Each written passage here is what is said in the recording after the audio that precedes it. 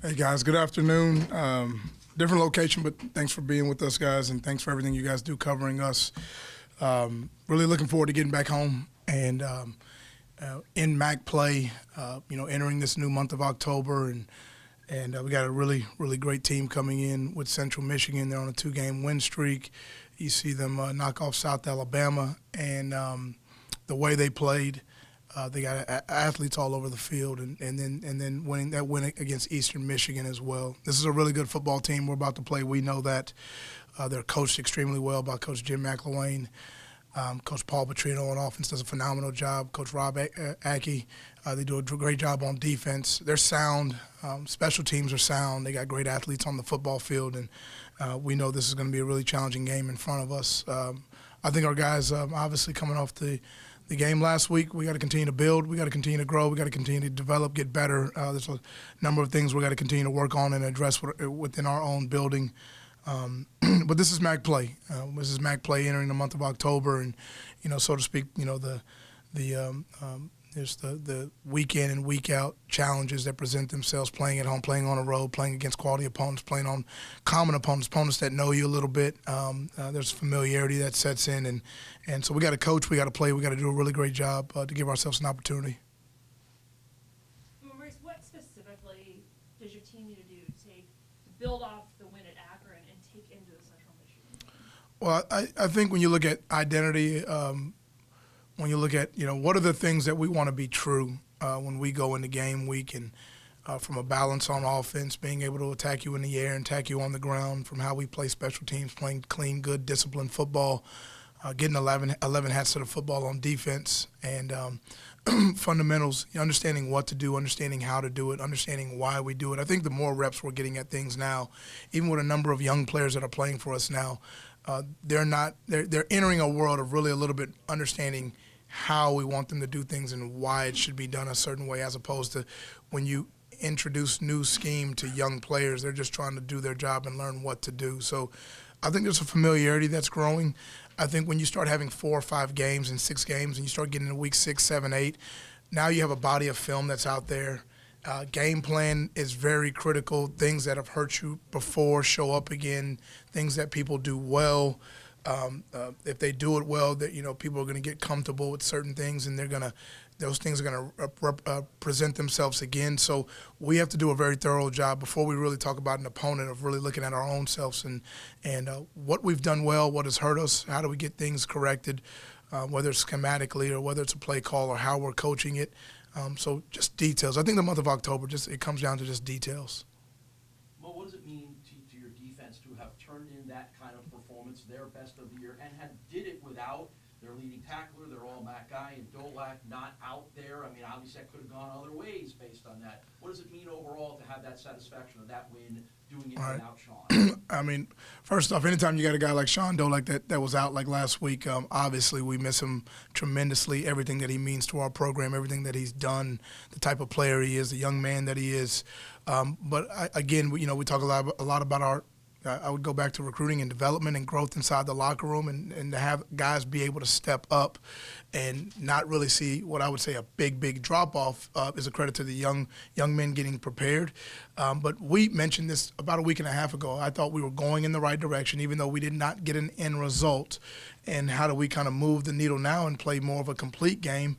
You saw us play well in probably 2/3 of the game against Louisiana Lafayette on the road, and we just got to continue to take the next right steps. Our guys are committed.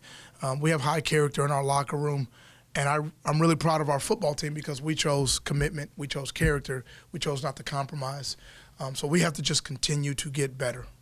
Will Sean be available this week? We are looking to see if he's going to be available. We will know a little bit more as the week progresses. Right now it's going to be a game time decision for us. Okay. And in his absence, Red Murdoch, Joey Andreessen, Gion Crawford, what did you see out of them that helped carry that position in the middle of the defense? And again, what do they have to carry into this weekend? Right. Great question, Rachel. What I loved is the guys all rallied around each other. And before we got to the performance in the moment, I felt like their process throughout the week was right. How much film watching are we getting in, their hydration, their sleep, their eating habits, the practice habits. So You have to do it in the moment. You have to perform in the moment. You can't hope, you can't wish, you can't try. You got to go do it. But I love that the process, I felt like, was where it needed to be leading up, and then the performance in the moment. Guys played with confidence, and they fed off of one another. Deion Crawford's a talented young player that we feel like can really have a really great impact in our program. Obviously, Joe Andreessen, being able to bring him back home to Western New York was critical. We felt like a big recruiting win a year ago when we got him here, 7 or 8 months ago when we got him here. And then, obviously, you look at Khalil Murdoch. You just look in the dictionary in terms of overachiever. That's who he is. He's just the first one in, last one out. The entire team has nothing but trust and respect in him. So we have a number of guys that we feel like, from a depth standpoint, depth drives everything, right? We're going to have to be deep at multiple positions to continue in the conference play and do what we want to get done.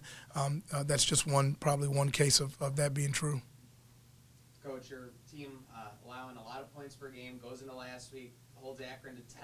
Do you think that's more credit to the week of work going into the game, or maybe kind of a little rolling thunder that you had been developing that you hadn't quite seen yet? Yeah, I think there's a progression to it. There's a development to it. Obviously, we want to get off to a faster start than what we did. But if you look at the first half of Louisiana Lafayette, they ended up with 10-0 at halftime. Probably could have easily been a play away from being maybe a one-score game at halftime, and that's a pretty high-powered offense. They're probably averaging around 30-something a game. So we know we have the right pieces. We have a lot of trust in the people. There's a lot of commitment in our building with the people that we have. We're always looking at our process. We're looking at what we're doing, how we're doing it, why we're doing it, and just continue to stay in the world of correcting errors. There's no finger pointing. There's no blaming. We take 100% ownership in every single piece of our process. We mentioned a week and a half ago, I thought we were all going in this direction in terms of kind of putting out that type of performance. And we knew, we're a play away here, a play away here. We got to make this call in this moment, and giving guys clarity in their job responsibility. And then you see guys really kind of put together kind of a whole game, and we got to just continue to make that true about us. The same vein, your team only had 112 rushing yards, 142 passing yards at Akron. What needs to be done to create more fluidity in the offense? Right. I think there's a balance that we're looking for here, really, when it's offense, defense, and special teams. And we always kind of, like, history teaches you a lot of stuff. 2 weeks ago, Louisiana, we scored 38 points in one half against a really good defense at Louisiana Lafayette. That's going to be likely, not to do farm predictions. I think they got a chance to probably be in the conference championship game in their league. We have the ability to do it. We have to get back to just basic fundamentals, getting comfortable with our base down calls. We want to be a great third down team. We got to make first downs on first down. We got to make first downs on second down, and then we got to get into third and manageable situations. We had a couple penalties that showed up offensively. Cole Harity had a touchdown catch at Akron. They got called back for a penalty. Overtime, we have a first play penalty. So we can't go backwards. We can't hurt ourselves. We can't be our own worst enemy. So we got to play clean football. We are closer than we are further away. We got to continue to identify what the issues are and just take it a piece at a time. We got great playmakers in the building. I trust our coaches. Tons of confidence in what we're doing. We just got to bring it all together. Devin Grant was your leading tackler, makes the game-saving play with the blocked field goal. He's kind of had a big play almost in every game. As a first-year starter, take us through the evolution of his career to this point. Right. Devin Grant's uncle played for me at James Madison University about 12 years ago, Dean Marlowe. Devin Grant's uncle still in the NFL now. Devin reminds me of Dean. Just a young, talented guy from New York City, very humble. He's got a great background, great upbringing. He wants to be great. He wants to be good. I think, that's where it starts with guys. What's the vision? What do you want out of this thing? What do you want to get done? He's uber competitive. He has a desire to be great, but then there has to be a process and a work ethic that matches those dreams. He's had a firsthand knowledge of a direct family member that's been through it with me before and seen do it at an extremely high level. And so now what we're doing is getting him comfortable and just being a discipline. I think number one, when you're playing safety, you want to make routine plays routinely, right? So you want to make, when it's there to make a tackle, make the tackle. When you're supposed to be on the back end, make the back end play. We showed Devin Grant what I love about his development and ownership, against Liberty. We didn't play well. And we showed some plays with Devin on some plays that he gave up that we needed him to make certain plays. He took it to heart. We watched it in front of the entire team. He didn't balk. He took complete ownership in it. looked me in the face before the game, before Akron game, said, "Coach, I'm here with you. I got you." He blocked that kick, and if you watch on video, ran straight up to me and said, "Coach, I told you, I got you." That's just the type of guy he is. I'm not surprised where his development is, but we got to take it a piece at a time. We feel like he can do a lot of great things and make a big impact on our program, and we just got to continue to keep him in the sweet spot and be extremely detailed in every single piece of everything that we're asking him to do. And you brought up a point with the penalties your team took. How does your team cut down on some of the penalties offensively? Isn't it comes out of practice? It's about making adjustments. How do you cut down? Right. I think number one is you gotta acknowledge it, and then you gotta own it, and then you gotta talk about how are they happening, why are they happening, and then from a practice design, we are averaging, right at about 6 penalties a game, which is too many. We know that's too many for us to be successful over a long period of time. We don't dodge that or duck that. We show that in front of the team. We watch every single one of them, not to point and blame, but to see what happened and why did they happen. If we can answer why, anything that you really can get to the core of the why, you can get resolved. Maybe a piece of it is mental focus. Maybe a piece of it is by practice design. How do we put our guys in a similar situation, so we're not getting these type of undisciplined penalties. So by and large, I believe we have a disciplined football team, but we do have to get that area addressed. We're looking forward to getting that cleaned up this week. Did you show the entire team Veneri's tackle, and what kind of reaction did that generate? You heard a lot of oohs and ahs. You heard a lot of. I mean, we definitely watched that 100 guys in the meeting room, and anytime you have your punter that can put his face in there, if your punter's tough, I think your team's got a chance to be tough. Anthony really has done a phenomenal job. His development from last year to this year, he's was named all conference, all Mid-American Conference Special Teams Player of the Week. So we're really proud that he was able to get that award, and we got to continue to build on him. He's been a weapon for us, and we feel like he's. From what we evaluated in him at the beginning and who he is and how he's punting the ball, he's been a weapon to be able to flip the field the way he does and give offenses long fields. What kind of challenge does Central Michigan pose for your team? I think, number one, they're playing with a lot of confidence. They've won 2 games in a row. They beat two teams that are probably going to be bowl teams in South Alabama and in Eastern Michigan. They're extremely athletic, and I think they're used to winning. Right, you got older guys that, if you look across the board, junior, senior. They have 2 experienced quarterbacks that both are very capable. They have an experienced coaching staff that is very capable and able. They know how to find the answers to the test. So you don't see a lot of holes and gaps in what they're doing.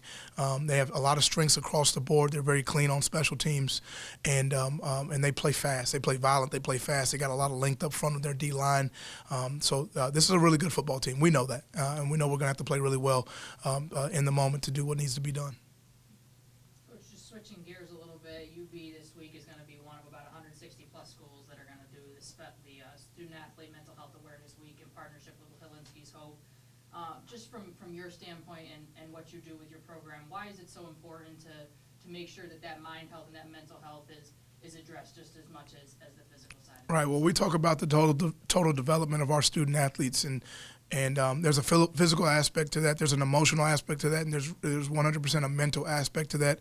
Mark Allnut, our athletic director, and Deanne Keller and our administration do a phenomenal job of just opening the doors of information first. What is mental health?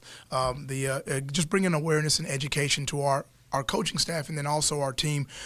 We know what Helinski's Hope stands for. We've watched videos on it, and we really, number one, from an education standpoint, want to take a lot of ownership in terms of how we educate our young men and how we make sure that we're there for them, and we educate them in every piece of what a healthy relationship looks like, what good mental health looks like, and then how can we spot issues on the forefront of things if there ever is an issue.